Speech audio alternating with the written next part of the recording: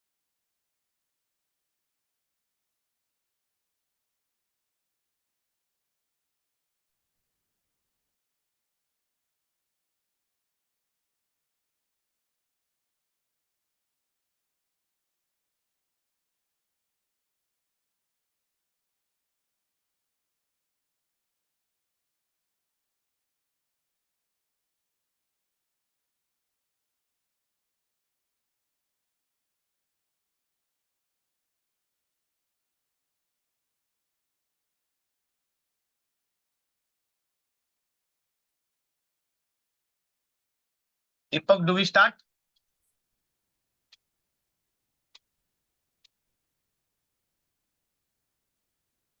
So, hello, namaste, namaskar, good afternoon, good morning, or maybe even good evening in whichever part of the world you are joining us from. My name is Deepakar Khemani, and it gives me great pleasure to welcome you all to the 240th. Yes, you heard that right. 240th non-stop Sunday Bloom Talk Show. Come rain or shine, online or offline, every Sunday we meet, we learn, we gather, we understand, we listen to people who are coaches, trainers, speakers, athletes, doctors, nurses, people from all across the globe, from each and every continent. Courtesy Shri Ram Prasad Lalji, who is here, a scientist who has been on Antarctica twice. And you can see his background too. So, people who have been there on every continent of the globe have graced our platform. What we are trying to do, we are trying to learn from people's experience, their expertise, their knowledge, and just trying to make our lives and the lives of those who are part of Bloom, who attend regularly, who watch us on social media, trying to make their lives just that little bit better. Continuing that series, we have a very special guest with us who is joining us today on this 240th episode. We have with us Roli Kesarwani. Roli calls herself a leadership optimizer. She's a career transition coach, a women's leadership advocate, parenting expert, a master facilitator, and a keynote speaker. She has over 23 years experience in leadership development, coaching, and facilitation. She empowers corporate leaders, senior executives, and women professionals to unlock their full potential through strategic action and self-awareness. Today's topic, some of you may find it intriguing. It is from being selfish to become selfless. Let us understand from her, how does one go to becoming selfless from being selfish? And of course, why are we being selfish in the first place? Let me welcome my co-host for today and the co-founder of Bloom, Shri Abhijit Sansgiri, who is joining us live. He will start the program, ask a few questions, and then I will come over and join you all again. Over to you, Abhijit. So hi Roli, welcome to our show. And I'll straight away go on the topic. What exactly do you mean by being selfish first and selfless? So aren't these contradictions? Hi, Abhijit, and everyone here. Thank you so much, first of all, for having me on this show and inviting me to talk about something which is very different, which I really practice and believe in, is being selfish to become selfless. And yes, according to the words that they are contradictory to each other. But why I say being selfish is important because it's like an empty cup can't give anything to anybody. So if you as a person do not have something to offer or to give to others, you cannot actually give something to others. For example, if you are a coach, and I being a coach, if I am not able to offer something that I don't have, is empathy. I cannot tell my clients to be empathetic. So it gives you something is self-awareness to lead to be authentic. If I'm not authentic myself, I cannot give authenticity to others. I cannot even talk about it. Abundance, if I'm not aware, I cannot talk about it. So being selfish is going to give you self-awareness of who you are, what you are going to offer, what are your strengths. If you know about it, it gives you a healthy boundary to create and healthy way to offer. It also gives you a space to self-reflection. So if you know all these things, you're able to bring forward what you want your clients to have. And that's why when you are aware of your strengths, your challenging areas, your work areas, you are able to offer selfless to your clients. That's how this contradictory really works effectively. So what you mean is that you be selfish to first acquire all the skills or all the traits which you want to then share others. So that's what is it? So in a way, yes, it sounds very negative that you have to be selfish. But when I say you have to be selfish, it doesn't mean, because many times selfish is considered that you are going to impact somebody else, put somebody down. So that's selfishness. When I'm talking about selfishness here, it means that you're creating a healthy boundary that is protecting you from being burnout, from being exposed to a lot of stuff which is going to impact you. But being selfish here means that you are knowing yourself, creating your wealth, not impacting others, not snatching from others. It is your resources that you're building. It is your strength that you're working on. It is the readiness that you are giving to yourself, that I'm now ready to share with people. If I don't have it, I can't share it. So yes, being selfish is important to create your resources, to be who you are, to understand, to reflect on yourself and find your strength so that you're able to share it with others. Fine. So got the perspective. So it's especially setting boundaries. So could you elaborate what boundaries you mean, and would they differ from person to person? I'm not able to hear you, Abhijit. So when you mean setting boundaries, would those Abhijit, you would like boundaries? to? Yeah, we can't hear you. Yeah.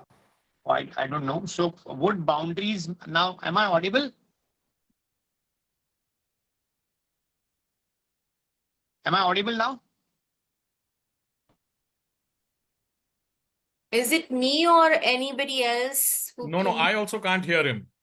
Fine, Deepak, you go ahead then. We can hear you now. We heard you Yeah, now. fine. Let's Fine. try. Yeah. Okay. So Yes. when I meant you said boundaries need to be set clearly. How do you define those boundaries, and would they differ from individual to individual?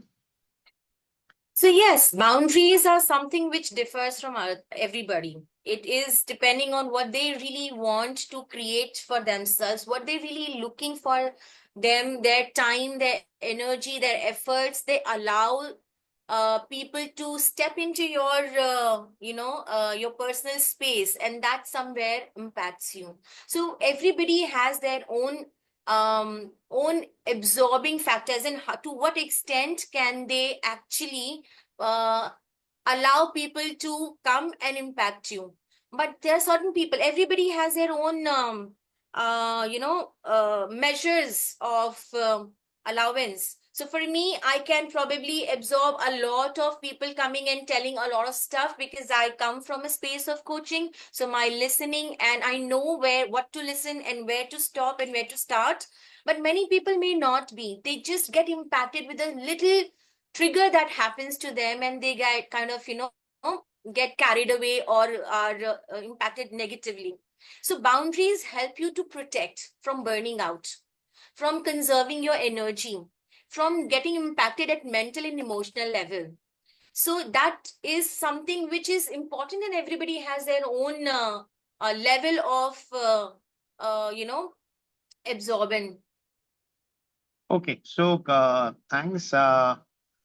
When you said of also one term which Deepak used to describe you as leadership optimizer.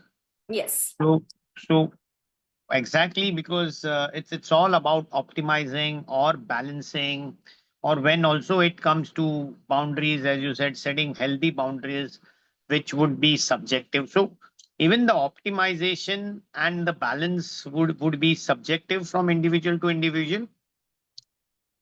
So when we say balance, there are certain norms that people follow. As in, you have to have your life and work balance. That's what is the main objective that person would like to have. I feel as a person, you are a whole.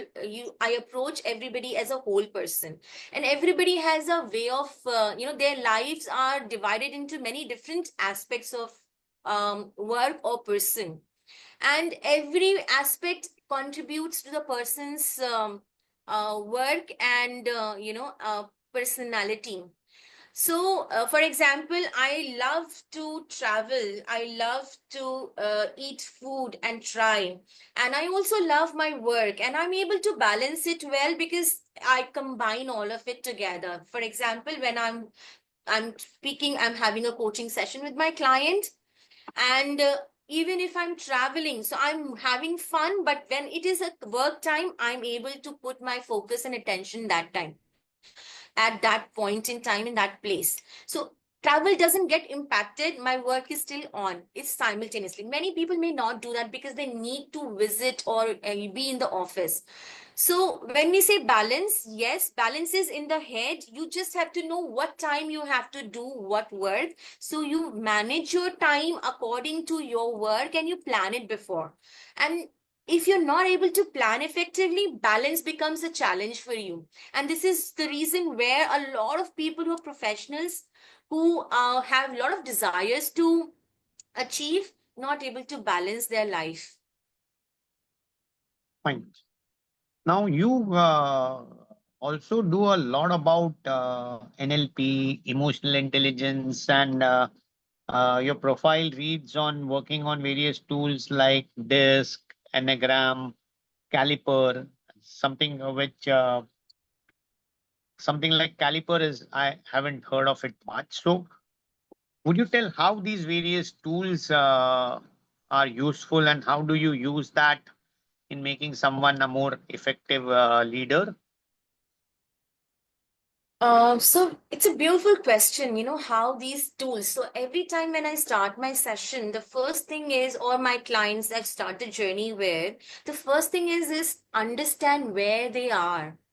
What is their current state of being resourceful and operating their strength? At what level are they doing? So these tools somewhere are, it's a AI based tools which has a lot of data cover for a lot of data from a lot of different people from long time. They have collected those datas, and these tools use those data to identify when you are answering those questions. They basically give you a self awareness and tells you at what level are you operating your strength and your challenging areas, and what personality types are you kind of. So they may not be 100% correct, but they still give you an awareness about where you fall. For example, when you were talking about DISC is something which talks about behavioral assessment, and it categorizes the individual into a personality style. What kind of personality style you have? Are you dominant? Are you somebody who's influential?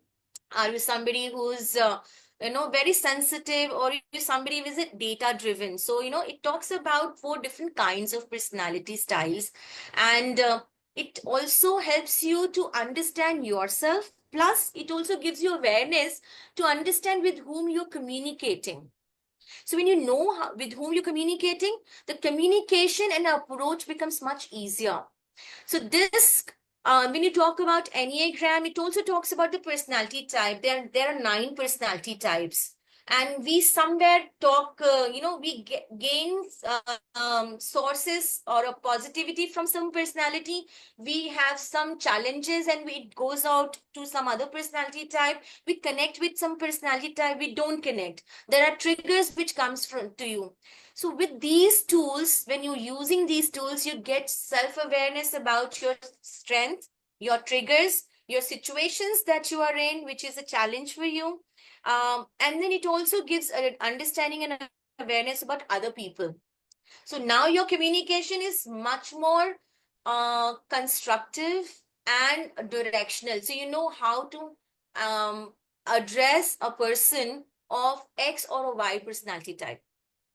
Um, just giving an example, I'm somebody who's a very dominant and an influential personality. This is a combination personality of mine. So if I'm going to work with somebody who is a data driven and conscious person, probably it's very difficult for me because I have awareness of what data driven personality type are. But now I know that this is the challenge I have. So my address to these kind of people will be very conscious. I'll be asking them questions, something which is more data driven. So they're much more easier to address my question. And I get the answer which I want. So it's much more constructive conversation that happens. It influences your communication. It influences the way you handle them. It also gives you a kind of mindset that you are going to create when you're going to start addressing these kind of people. A better communication is expected when you are using these tools to understand the leaders and their way of communication. Because a lot of time, when people have challenges, it is not the workplace, but the leader they are connected with or they're influenced with. So when you talk of knowing these leadership styles, obviously these leadership styles will make a lot of impact when you deal with somebody else. And I believe NLP and EI would be stressing on you deal with each person based on who he is, why he is, and why he does what he does. So uh, when you are a coach, it becomes easy to coach people because they come with open eyes, open arms, willing to learn, willing to change. But let's say I'm dealing with somebody like a Deepak. So how do I know whether I really don't know whether Deepak is dominant, influential? Maybe he might actually be sensitive, but he might be portraying with his words that he's dominant. And maybe because he's dealing in finance, he would also be very conscious and data driven. So when one person may be a mix of various personality types, I really don't know Enneagram, the 9 personality types in detail, but DISC is something I know, and maybe there are various others, the MBTIs or whatever people do, or you have that caliper to find that personality types. How do I quickly judge a person and then react accordingly? And should I judge somebody, or because that judgment will also be biased? So how do I overcome that bias and just go ahead and still be effective? So, the space that I work in is coaching, where we are somebody who will never judge or be biased to people. We just listen to them effectively. And we, the person, when we get into engagement with coaching, we're just giving listening to every emotion that they are coming with, listening to the words they're using, listening to the whole body, how they're using their effectiveness, the values they are coming with, the belief system they are showing. So every conversation, when you start with, all these things are something that I look forward to. Like, for example, when you were talking about Deepak, if his work area is finance, and he's somebody who is very passionate about his work, so somewhere his passion is one of the values that he brings on table. Somewhere when he's talking, how deeply impacted or passionate about his work, so he is very reflective, he's giving examples also says somewhere that he wants to influence people with his experience. He is having a mindset to give somebody financial security. So these conversations bring in those values, beliefs, and what the person is all about. And using the instruments, tools, it also clearly tells us that these are the parameters, or these are the factors which is indicating to a particular personality style of a person. Like you just mentioned, you know about this. And when we have these assessments where the questions are, they indicate towards a parameter. Based on those parameters and factors, we kind of look at the person, that this person is indicating a X personality style. Can be dominance, can be steadiness, can be influential. So based on that, when we have conversation further, we look at the patterns that they're showing up.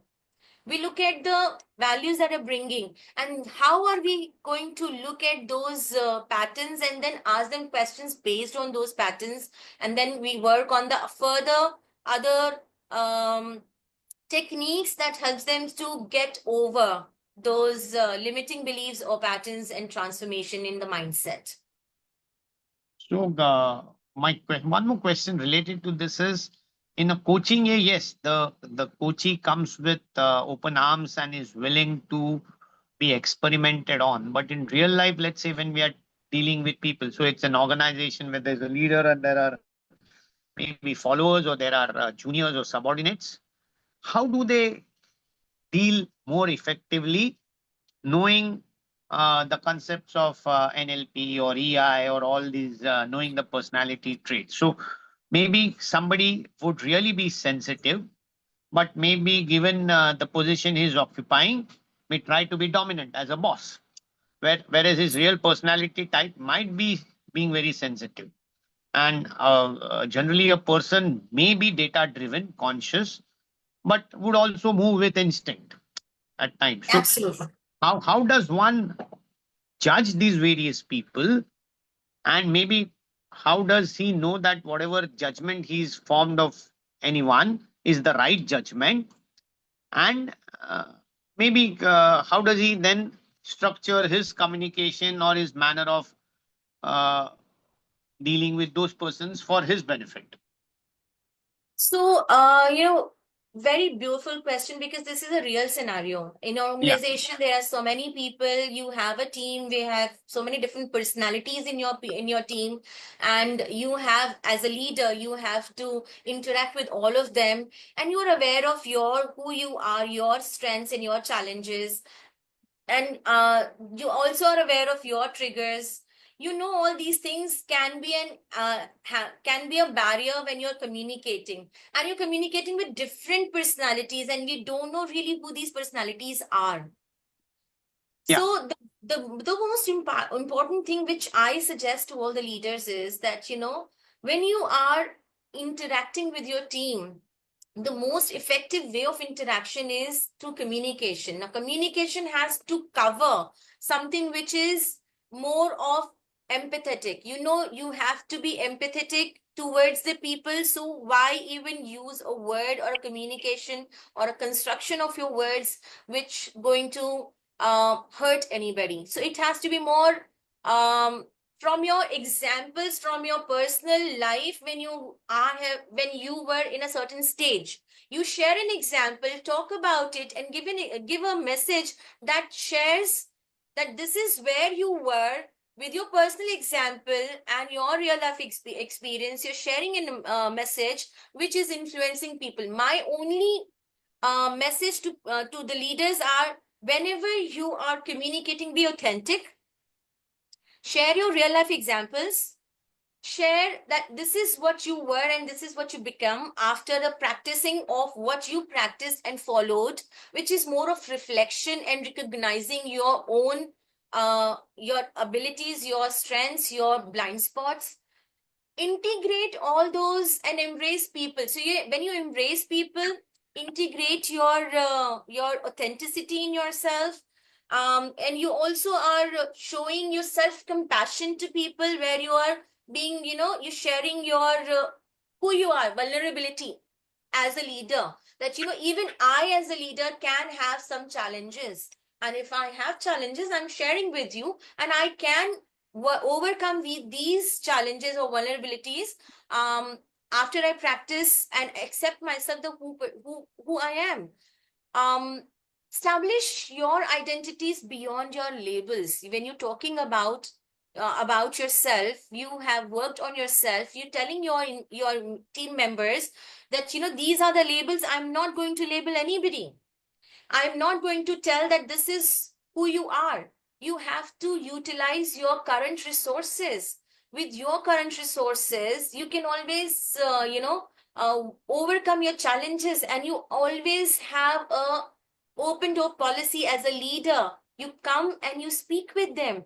You have given them access to reach out to yourself, and you practice the moment today, that whatever I'm doing at this moment, practice of mindfulness, which is now moment, gives leader a more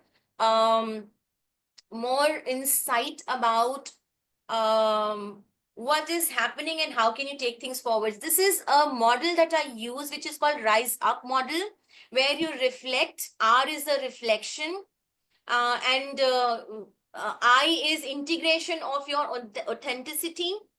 S is where you are showing up your vulnerability and self-compassion. E is where you're establishing your identity as from beyond your labels, the break free from all the labels that has been given to you. And up is utilizing your current resources and network. And P is practice mindfulness and in your leadership. This is the way a leader communicates and puts everything in that communication and shows up authentically. So when you're authentic, when you're vulnerable, your team looks up to you same way, and they also practice the same way. So I think rise up. I just repeat for my understanding and for all. I think reflection, integration, showing up. It's establishing your identity, utilizing your resources, and then finally it's the results, right? Right? The P Practice is the mindfulness. practicing mindfulness. Yeah, Yes. That gives you results. fine. So, do you advocate this for each one of your coaches or clients or friends? And how is this process of adhering to this framework? I think So every let's say individual. if I want to start on this Rise Up framework, Mhm. how much time will it take me to maybe be settled at it? Everybody, every individual wants to be seen, respected, and heard and given importance. And this is the desire for every individual, whether the person is a leader or not leader. And there is no timeline to it. It is on an individual, how individual has their own pace of working on themselves, how desire they have to move from level A to level B, and how much are they putting efforts and even reaching out to somebody who's an expert and ask for support if they need. So if you have all these things together, I think it's easier. I would not say easy, but it is a path to work on. There's no timeline defined to it, but yes, it depends on an individual's ability and So, desire. so to sum up, I think before I ask Deepak to take over, I think my key takeaway from whatever you said is be selfish and rise up and then be Yeah. selfish, right? Yes, absolutely. Correct, So be Abhijit. selfish and reflect, integrate, show up, establish your identity, utilize your resources, and then practice. I think just perform, practice, do it.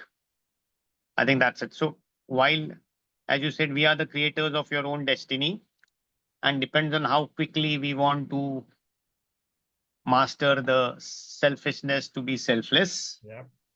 I think the faster we do it, the better it is for not just all of us, for I think the entire humanity or society. So Yeah. Absolutely. thanks for this wonderful insight. I think I'll never forget it. Yeah. So, Thank and you so I'll be much, very Abhijit. mindful of always rising up. Yeah. Thank you, Deepak. Yeah, you Thank you. can take Yeah, over. the best part about Abhijit when he is either, hosting a program or even when he is a participant in a program, the notes that he makes, the amount of effort he takes to note down all these points and then keep it for a day where, he can open up that book and refresh. I know him for the last 7 years since we've been together in a Sam Cawthon program, and from morning to evening, continuously he was taking notes. And, when we were volunteering with Sam, he showed them, and Sam was surprised, saying, I mean, how are you able to do this? So wonderfully well done, Abhijit. And he's encapsulated what you said or told us in the last half an hour. What I'll do is, normally I jump in directly with my questions, but at this time, if anybody from the audience, anyone has a question for Roli, you could unmute yourself, ask, share something which, what she said just goes with what you do, understand, or no. This is how it doesn't happen. Anyone has any comment or anyone wants to say something, please do that now. Otherwise, I'll just, drop in. Okay, so as of now, no comments. Maybe everybody is just, digesting all this, what you said, from being selfish to selfless. You worked in a large organization, I mean, Bank of Baroda and Reliance and, Adani and others. Tell us your experience without naming the organization where you found leadership which is actually selfless, or there were some organizations where the concept of selflessness wasn't there, and how that affected the team and how that affected the organization as a whole. Just a a comment on what you saw and observed. So I'm just going to take a little moment going back to my life where I started my journey in Genpact. Today it's called Genpact, but when I started it was Jekis, GE's sister concern, Yeah. operating in India. And this is where I got all my values that I really see and I wanted to work with. I have seen leaders over there being selfish at the same time being selfless as well. And that point in time, I was somebody very new. I didn't know why people are so selfish and why leaders, are very conservative in certain areas and they're also giving some places.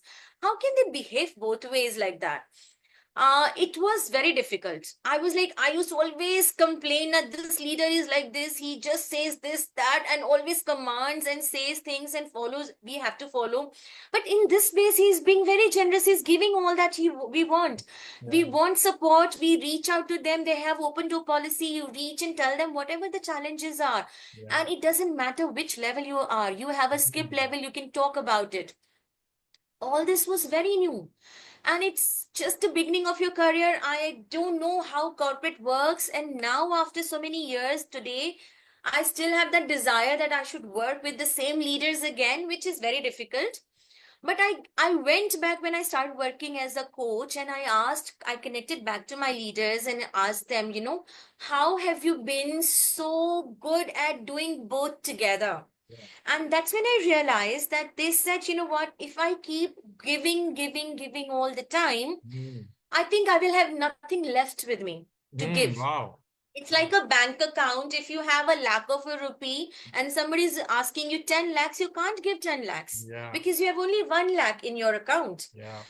So if you have only 1 lakh, you can give only one. Now, Yes. if you want to have 10, then you have to have those 10 as a revenue or coming to you from somewhere, or Yeah. you conserve it, and Yeah. then you'll be able to give. Wow. So that was something which stayed with me. Yeah. And that changed something which I felt that, being selfish is not bad. Yeah. Until unless I'm not affecting anybody, I'm not pulling somebody down, I'm not creating a negative impact on somebody else's life. Yes. And that's where I changed I worked on myself. I reflected and I said, okay, fine, this is what is working with me. Now I need to integrate it.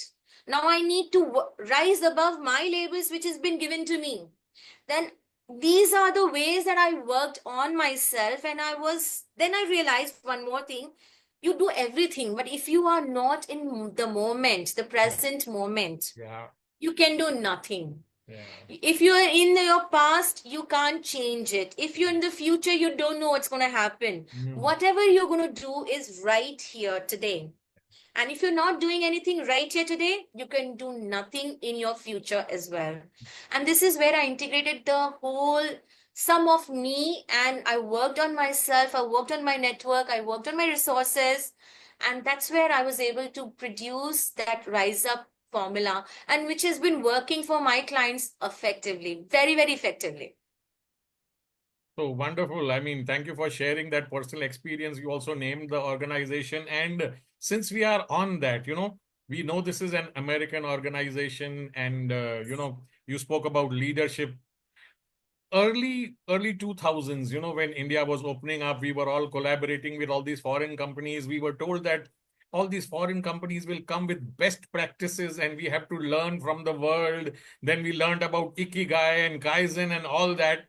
Yes. Were we really that bad that we needed these people to come and tell us that this is how you first become selfish and then become selfless, or this is how you need to behave, this is how corporate needs to be?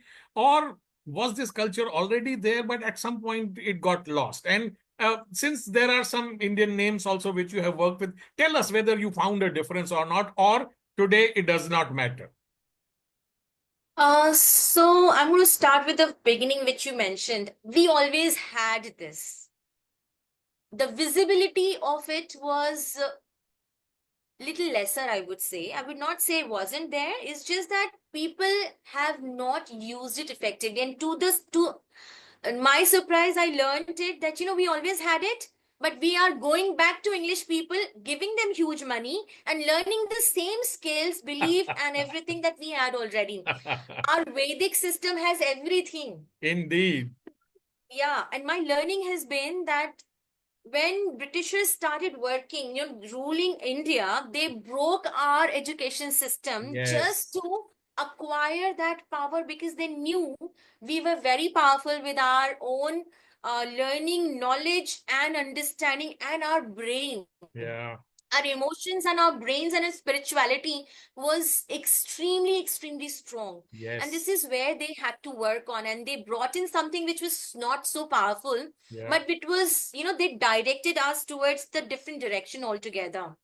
And this is the reason why when I love my culture, I love my Vedic systems, and I'm going back to it, and I took things from them.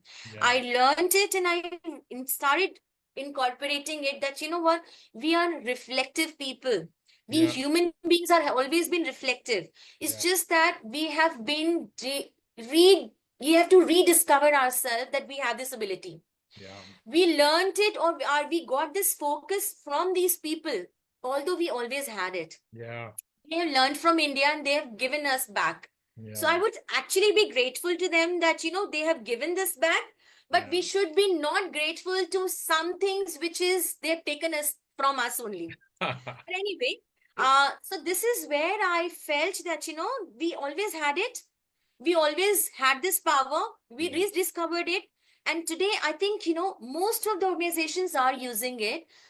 Still, the mindset is a challenge for a lot of Indian organizations, I would say. Yeah. And they really need to work on the mindset, on the humans, not just on technology. It's a Yeah. combination. Today, you Yeah. can't just work alone, or technology, or just human. It has to be a collaboration. Yes. So I feel collaboration of human and technology is very important. Yeah. Yeah.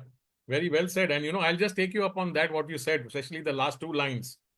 How easy or how difficult it is to coach, especially senior leadership, to tell them that what you are doing now, what you've learned over your past 20, 25 years is just forgotten, and the world is changing, and this is how you need to behave, this is how you need to be. What sort of resistance do you face? Many a times, coaching or training for people in a company is just a box that needs to be ticked because there is a budget and somebody will come and speak and talk and it's done. How easy or how difficult is it to, in today's times, to do what you are doing?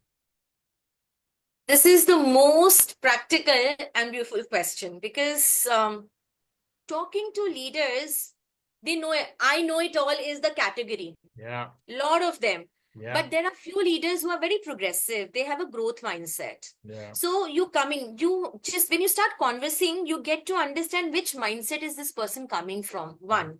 Yeah. Secondly, if somebody who says, I know it all, then you can't tell them anything. That's the truth.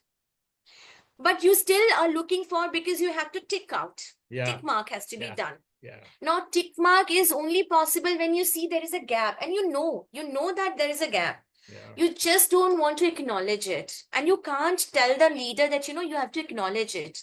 It is all about them giving this awareness, and telling them this, accepting that there is a gap. So when you show them there is a gap, this is the visibility of the working that you are doing currently, the work that you have the ability to do in future, but there is a gap in between.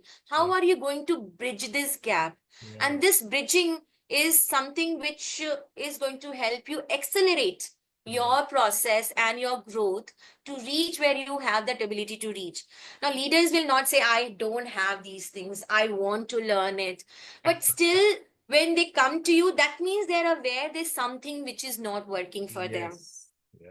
They're very intelligent, and we are human beings. We have intelligence with it, but we sometimes lack on emotional intelligence.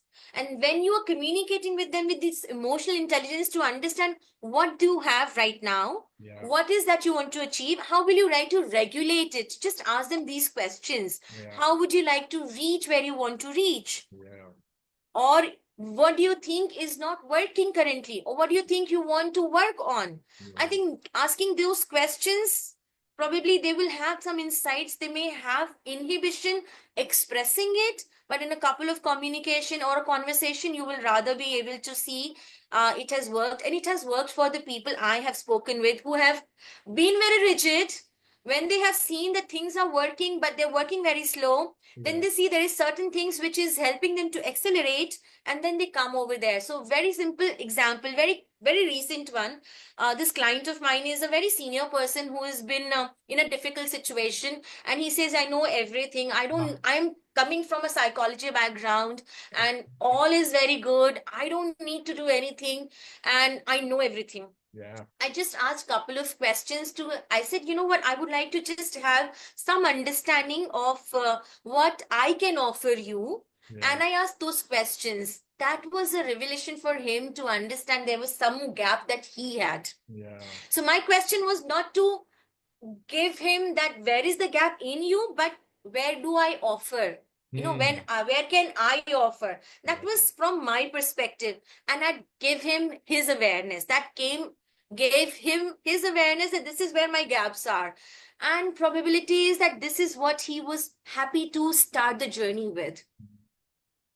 You know, as they say, the best room to be in is the room for improvement. So, you know, there are a few questions and comments on the chat, and I'll take them, but I want to ask this one question before we proceed.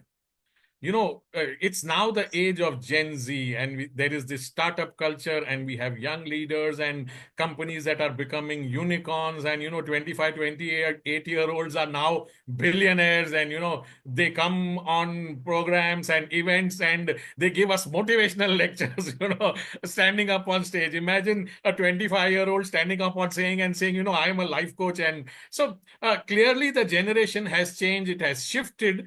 Have you been in contact with, let's say, a few of these young leaders? Is their mindset different? Do they think differently? How are they able to do what possibly a 30, 35-year-old corporate guy with experience at leadership level is not able to do? So it's the most relevant question that you've asked right now. Is the most relevant question. So we are with the generations of Gen Zs and millennials. And these generations are not just about skill building. They are more purpose driven. They want to have a purpose in life, and that takes them towards their purpose, and that's what they work on. The attention lifespan for all these generations is very short. What attracts them is the purpose. If you give them the purpose, they're more happy to come to you, but they don't want to be told that you have to tell me that what I have to do. Yeah. Because it's a life of information technology which has given them everything, all the access from a very young age. So they have the information. But the challenge sometimes may come is in experience. The experience of how emotions are connecting and touching the learning, the technology, the innovation. So when you collaborate the innovation with emotion, Yeah. bringing them live and touching that touch points which they probably have not experienced before. Yes. Because information is all about you being on your laptop, on your mobile, on your tab, and you're alone individually learning it, the process, just the process. Yeah. But experience will come only when somebody is going to share their experience personally. Yes. Or you experience it personally. Yeah. This is where I feel the Gen Zs and the millennials are very happy to connect with, and they're very happy having a coach today because they want to have that experience coming through a person who has experienced it already. Yeah. And the one thing that you mentioned is there is a coach who's 25 years old says, I'm a life coach. These coaches are more concerned about the coaching or helping people who are their age because they understand them, they understand their mindsets, and they kind of trying to plug in something which is bridging their gaps. Yes. So they are very happy working with their own generation, but it comes to learning something which is more from the experience, then they want to have their own coaches to help them with an emotional and spiritual and something which is more, practical way of certain things to do, which they can only gain insights from the experience. So today, if you see the organizations which are working really well, is the organization where these young dynamic leaders are, but they are also having their experiences with somebody who gives them that experience and insights of, learned behaviors and patterns and interactions. I have one example, very very recent example. I haven't interacted with them, but this is a new startup into technology completely. The leader is very young, has been awarded as well. The way the person asks questions is amazing, the inside the vision is brilliant, but the interaction is not great. And this is where the employee turnover is really high. And employee turnover, when I'm saying, it's a leadership level which are not sustained and they're not staying there, the stability is challenged. It's only because of the interaction of the leader, and leader doesn't know how to lead the talents and the experienced people, because they have never experienced it. And now that the mindset change has brought in that learning, that you'll have to handle those people with a different way of way of treating them, and giving them that kind of respect and understanding, and giving that space to experiment and bring in their experience, and giving their own the leader giving their innovation. And it has worked for them. It changed the whole culture of the organization. Yeah. Wonderfully well explained, Roli. And let me take this question which is there in the chat. And Onam Agarwal has typed in this question. At what stage of life should we practice this philosophy of selfish to selfless? And she explains by saying this: every stage feels important. I am a mother now. How to establish when selfish and when to stop being selfish? So even before I allow you to answer, just a few 2 cents from my side. If there is somebody who is selfless, I think that is the mother, from the Yes. 9 months of, making you grow up in the womb, to giving you birth, to making you learn how to sit, how to stand, to feed you, to wash you, to whatever you have become. I think if there was an example of selflessness, it was a mother. But over to you.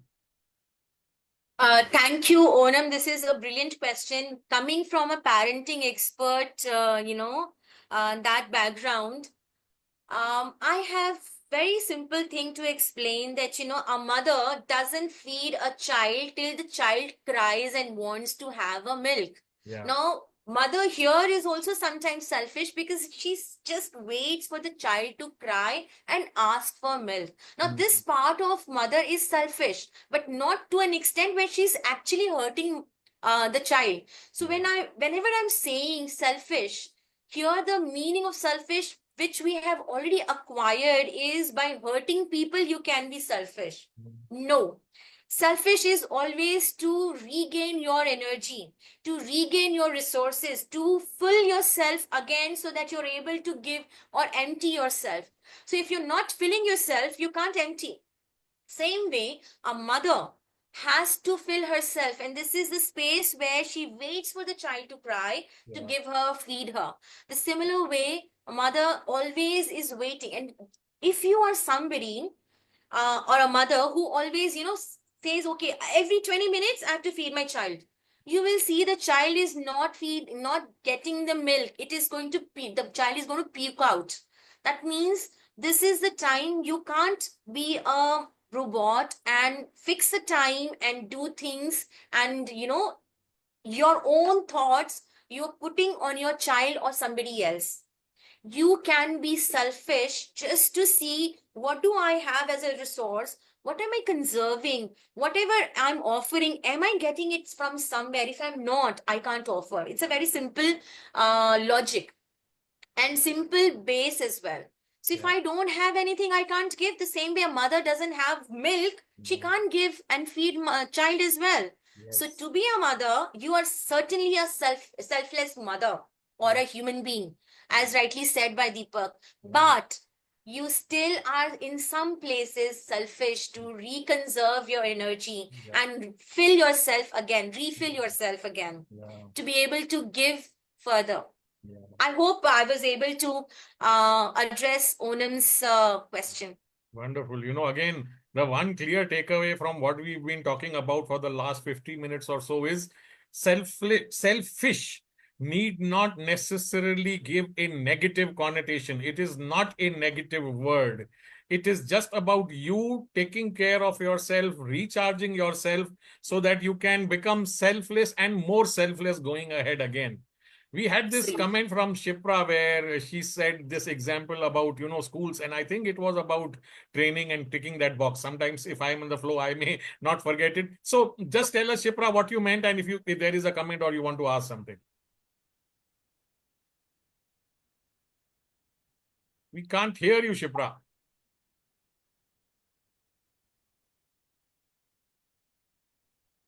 No, there's some problem with your audio. Why don't you type it in the chat? Yes.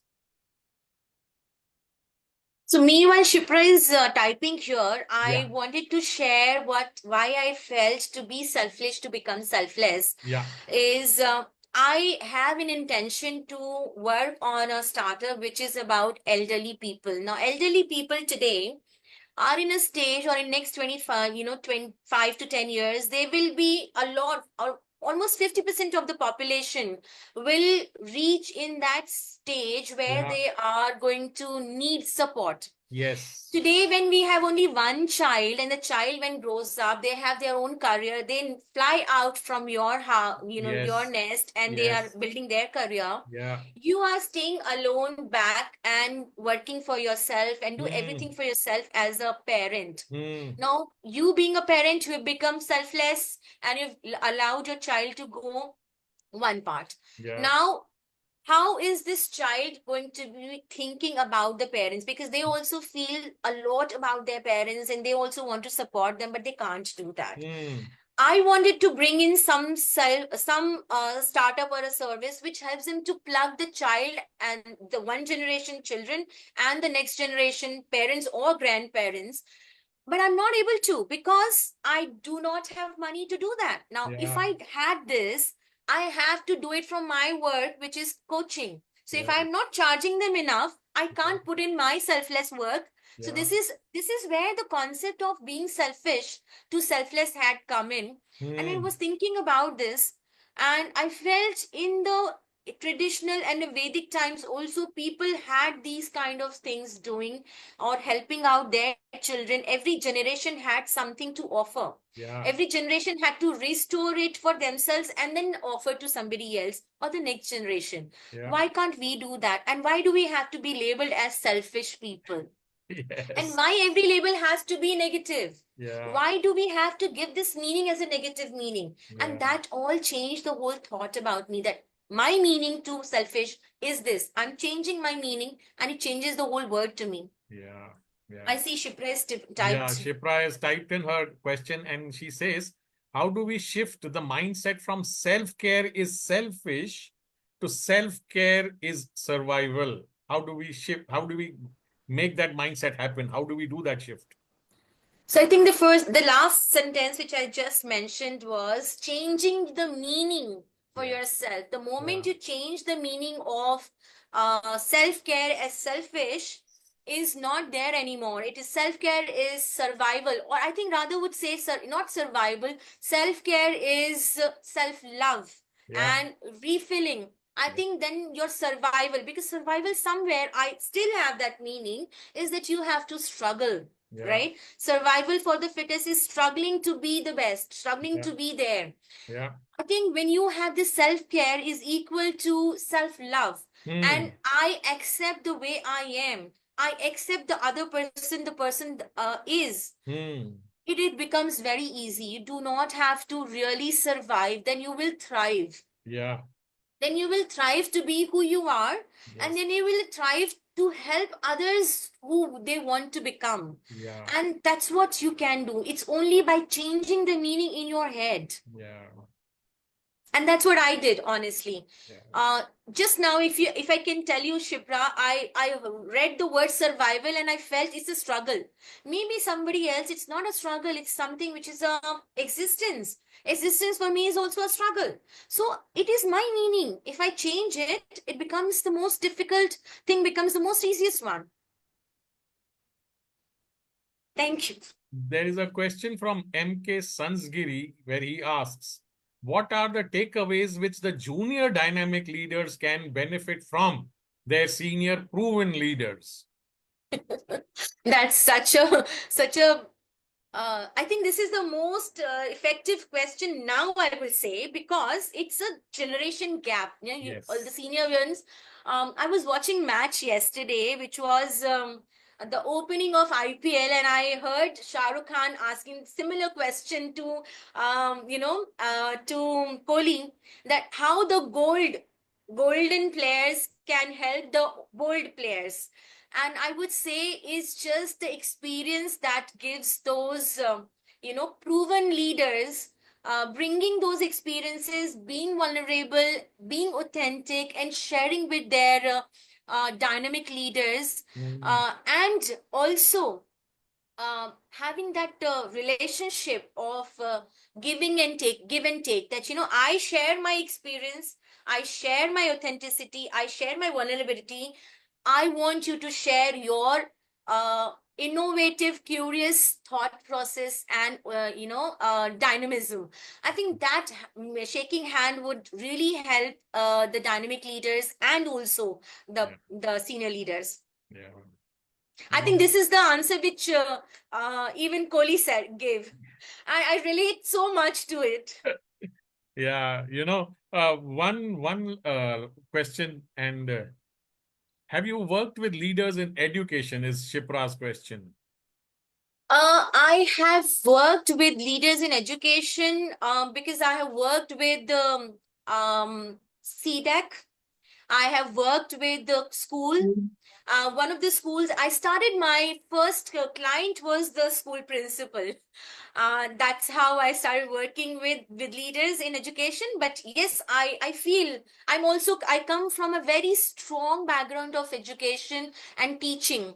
And I feel that today, more than leaders, it is teachers and, leaders together should handshake with each other and are needed the most than just leaders or just a kind of human being. It is more to human being is your purpose of supporting people, supporting new generation, and leading them with the example and from the front. Yeah. I'll just take you on what you said just now, Roli. We've read in newspapers, and it gets reported in the media. There are some large companies where the leadership transition is so smooth. A leader steps out, somebody else joins in, and the company continues, the profits continues, everything just flows. And then sometimes there are cases where a leader goes and somebody else comes in, and everything, goes out of whack because this new guy or the new person who's coming in has his own way of operating. And, we've heard about what happened with Infosys and Tata.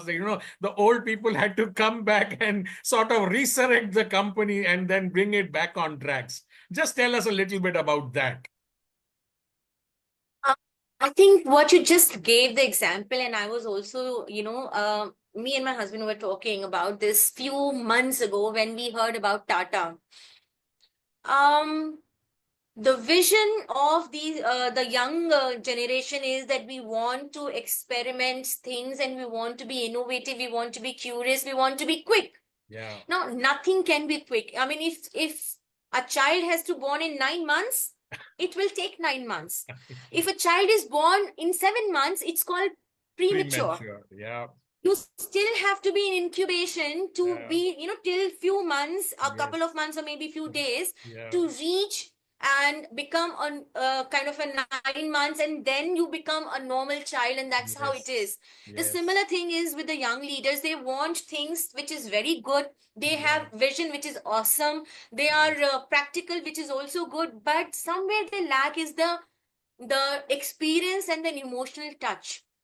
I think what they teach, they are being fed on is more of IT, more of robotics, more of machines. Mm. So that personal touch, that emotional regulation, emotional touch is missed.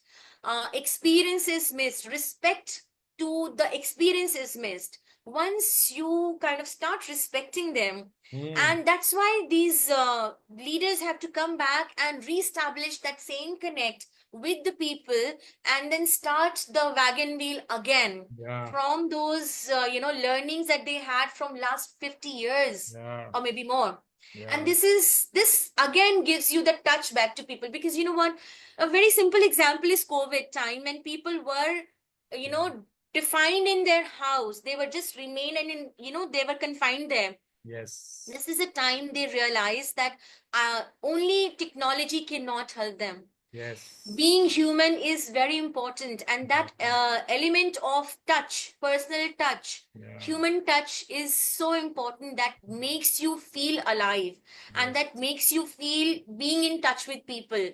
And that is what is missed by the, I think, most of the younger generations, if they are in this kind of things.